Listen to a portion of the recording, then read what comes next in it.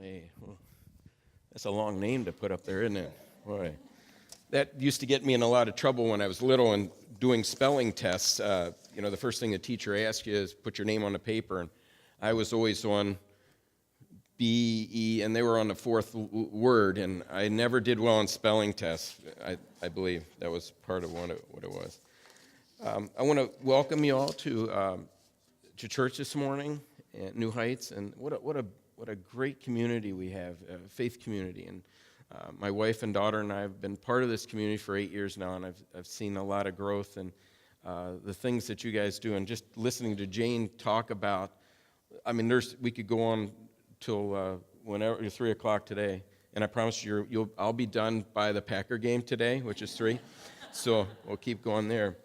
And I was told not to bring up anything about Ohio State, but I want to just say something about that. A lot of you may or may not know. I was a Badger. I wrestled for Wisconsin. I had the privilege of being that. And when I was on the team, for me it was real personal because when I watched some of the players on the football team, a lot of them were my friends. And when they got hurt, I was really concerned. When we're watching somebody, you think, oh, I hope they're all right. But I was thinking, that's one of my brothers out there, Christian brother that got hurt. And so I looked at games a little differently because I knew some of the people personally, and so that it was a little different. We were at Ohio State one time for a meet, and the wrestlers always got buses. The football team always got planes and stuff. They were always traveling in luxury. So we're on a bus, and we're coming out of the facility, and as we're leaving the athletic area, we go past the track. And I yell, stop! I'm on a bus, and the bus driver stops. And my coach's like, what is it, Drabenstadt? I said, that field, that track, that's where Jesse Owens ran. And my coach, he was into history, and he's like, yeah, that's right. And I said, he has set records on that track, and it's still a cinder track today. And that was back in the 80s. I'm sure it's changed. And I said, I want to run on that track. And, here we are. It's like, I think it was like 9 o'clock at night or whatever. And, okay, they opened up the door, and a couple of my teammates said, I want to run too. We all scale the fence, and we just run around this track because we just wanted to be a part of that history, and we knew. But that was one of the things. I just wanted to share that with you real quick because that was just one of the things that, we look at something special about each of our teams that, we would go and compete against, and there was always some history. But my faith story starts my first 18 years of my life. God was not in my life, okay? We did not talk about God at home. My parents didn't talk about going to church. We didn't know anything about it. I went to church once when I was probably in 3rd grade. I was not a good reader. And so what do they do in Bible study? Make you read, right? And so I was totally embarrassed because I couldn't read very well. And so obviously I didn't want to ever go back. And so that was the first and only time till the age of 18 that I had gone to church. I want to back up a little bit. I was born premature, and in the 1960s, that was pretty dangerous, as it is now. And that's one of the reasons I'm really tall, I believe, okay? And I was not supposed to be as big as I am now. The doctor said I was going to be a lot shorter. But one of the things that transpired from being premature was that I was subject to having learning disability, I was subject to having behavior issues, and I did. School was not good to me. Being small, I was bullied a lot. I got beat up at the bus stop, that kind of thing. Later on, because of my behavior and teachers didn't know how to handle it, my one teacher would pull me in the back of the back room away from people, and I would be beaten. Now, I didn't go home and tell my parents this because I thought, oh, they're going to beat me too because I was bad at school. But they later found out those things, and that I learned that that's not the way school should be. So school, didn't like it, didn't love it for many reasons. I wasn't good at it, didn't excel. I was called lazy, stupid, retarded. I was called all those things by teachers, parents, kids, and I started to believe that. And it wasn't until probably in 5th grade one of the teachers noticed something about me.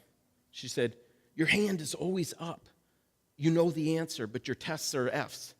So she started to work with me on giving the test orally to me, and I started to excel. I started to feel better. Hey, finally, somebody's understanding how I'm learning. In that 18 years that I was saying that we didn't go to church or anything, we also moved about 15 times. I lived in Pennsylvania, lived in Alabama, lived in Virginia and Wisconsin. Moving around a lot, I got bits and pieces of education. Some schools, as you know, they keep things systematic. You can learn in the next grade, you learn this and this. So when I was moving around a lot, not getting the materials that I needed. Sometimes it was a review, and I was a superstar. Sometimes it wasn't. Didn't understand that. But I tell you what, when I moved to Alabama, I really excelled because the schools are really bad. Okay, I'm just going to tell you. So I was now an A student. It's like I was a bad F guy here, and now I'm an A student, and I started to grow, and my self-esteem was better. It's like, hey, I'm a pretty good, I can do this. My behavior started to change. I started to do better. I also was excelling at sports. So I knew, okay, not getting the attention or doing well in academics, but on the sports end, hey, I've got some gifts. And that was really helpful for me growing, because I thought, okay, I got some purpose, and I don't do well here, but I also do well here. I was held back probably about third grade or so that didn't help. I just reinforced that I wasn't learning the way I was supposed to, and I had some issues at home with my parents. My parents were starting to fight and argue a lot. They separated for a little while. This was a good thing, because I went to live with my grandparents, and my grandparents were very stable people. They were also Christian people. They would instill in me, hard work, and you're going to school for a reason. You go to school to get a good job and to be able to make something of yourself. So I remember my grandmother at the table, bless her heart, trying to help me with my math, and just working with me on those things and trying to help. There was one time, and I just wanted to give you a snapshot of how bad I was in school. Kids get sent to the office, the principal's office, when they're misbehaved. My desk was in the principal's office, okay? I learned really good skills by answering his phone. He was never in the office because I always talked to him. So he would just leave, and I would just answer the phone and take messages. He'd come back, and I'd say, Mr. Hitson, here's your phone messages. And he'd look at me like, well, we got to get him out of this office here. But just to give you an idea, they just didn't know what to do with me. It was one of those things that, just weren't really were able to do. It wasn't until I was in Virginia, middle school at the time, I heard that there was an Olympic champion, Ben Peterson, coming to our school. He's from Wisconsin, by the way.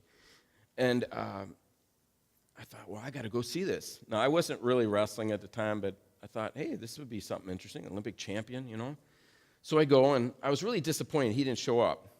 But what did show up were athletes in action, and they were talking about God. And I'm listening, and I thought, well, I think I understand that, but, who needs that? Are you weak? You need somebody extra? So here I was, and I was probably about 14, and I thought, I heard that message, but I decided I'm not going to do anything with that, okay? So we as we were in Virginia, I decided that I wanted to go and wrestle at Wisconsin or Iowa in college. Now I'm in 8th grade. I set that goal. Now remember, I wasn't really wrestling. I just, liked it. We didn't really have wrestling in our middle school or anything. So it just so happened my dad got a job in Wisconsin, and I decided, well, I'm going to go out for wrestling, and it was a pretty good time. It was the second time that I got to hear God's message. I'm preparing for the state finals. I'm in the locker room, and in about a half an hour, I'm going to step onto the mat and try to become a state champion. And in the locker room, I'm just trying to get my psyche up, just trying to concentrate. And a guy comes up to me and starts witnessing, sharing his faith story, his journey with God, and I said, man, that's pretty cool, but you know what? In a few minutes, I got to stay focused on what I'm doing. So I was listening, and I was trying to be polite, but I was also saying, hey, you got to get the heck out of here because I really need to get something done here in a few minutes. So after that, I did win the title, and I started to think about, hey, maybe God had something to do with that. You know, I don't know. I started thinking. And so I went back to school on that Monday, and I started telling my teammates, man, I think God had something to do with, you know, other than me working really hard and, you know, and all that good stuff.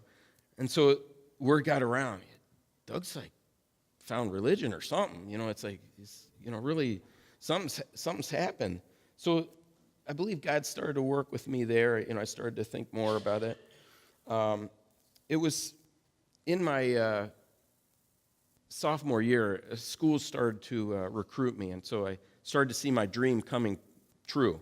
You know, that, hey, I could go to Wisconsin or Iowa, wherever I want to go right now. And so, and I wanted to also tell you, we were really poor, so I knew that the only way that I was going to have to, if I wanted to go to college, was I was going to have to earn that a scholarship or a way to get there. So I knew financially it wasn't going to happen.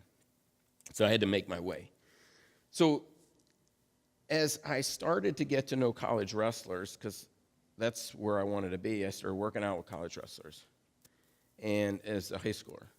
And they started, a lot of these guys were Christians. And I found out, man, you know, a lot of sports are so tough that you cannot really compete unless you're a Christian because of the dedication and all that's acquired. And so these college students started witnessing more to me. And I started to see, you know, their lives. They were witnessing to me, and I saw their lives, and they were being good role models. And I saw there's a correlation to this.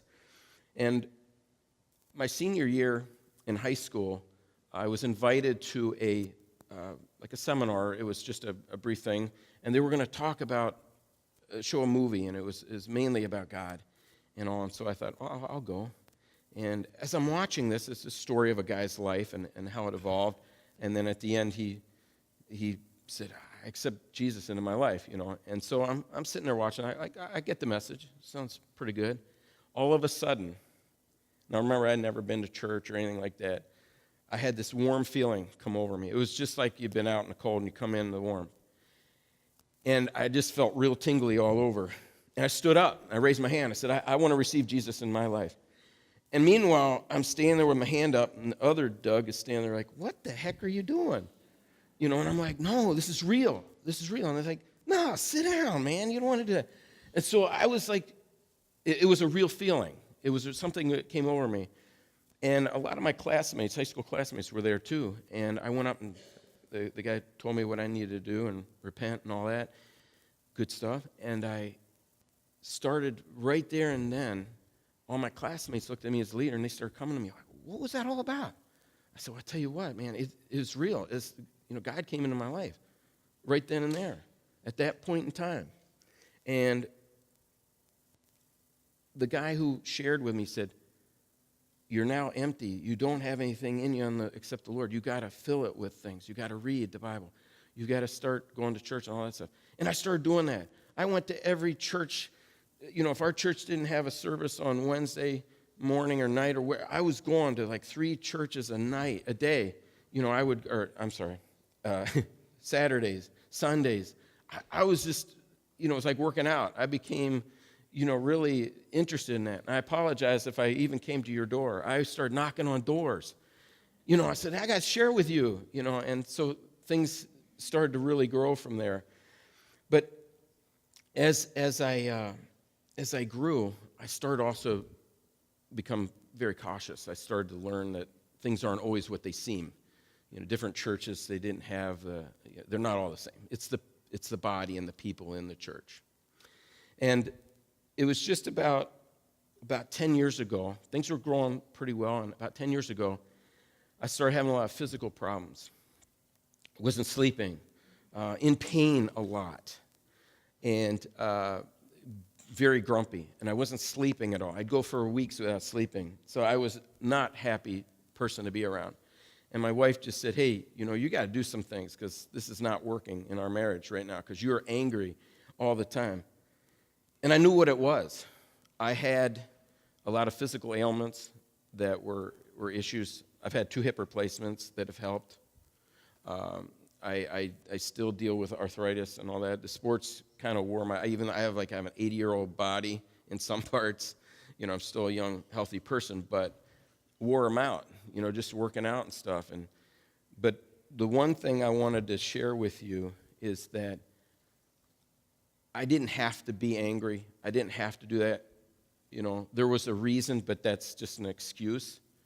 And so I started getting back into the Word of God and just saying, hey, Lord, I need to walk better. I need to physically walk better too. And I need to feel a lot better so I can be able to serve my family and my friends and not be grumpy and not be divorced.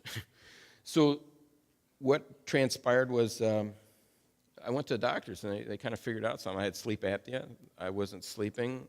30 times in an hour I was waking up. I mean, you can imagine you just don't get the sleep you need, And, I got one of these space masks now, and things are a little better.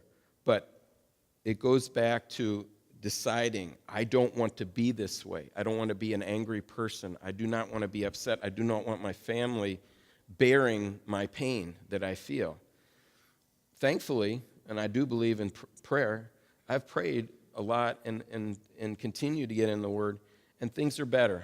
I mean, I have sleepless nights. I do have to take ibuprofen more times than some days. But I just wanted to share with you that I'm thankful that there's an alternative. There's another way to do this. When I shared with you a little bit about when I was growing up in school and things like that, it wasn't until a few years back that I was diagnosed with having a dyslexia, and it's a part of a learning disability. It was real. So I wasn't slow. I wasn't lazy. It was real. And it hurt for me to find that out because it brought up a lot of memories of how horrible school was for me. I'm a teacher, a special ed teacher, and I can relate to the kids I work with when they sit and cry and can't read. It's real. And I know with them, and I'll say to them, I understand how you feel right now, because I'm probably the only one in this building who understands that. But what you have to realize is you will have to deal with that and learn to grow and find survival skills around that. We all have gifts, we all have talents, and we just have to learn how to use those. I want to thank you for allowing me to share with you. Just recently joined the men's group here and work with the youth ministries, and that's been a real blessing. And I see my wife and daughter really growing as well, and I also want to thank them for their support and allowing me to be a father and a husband, because that's an awesome job. So I want to thank you.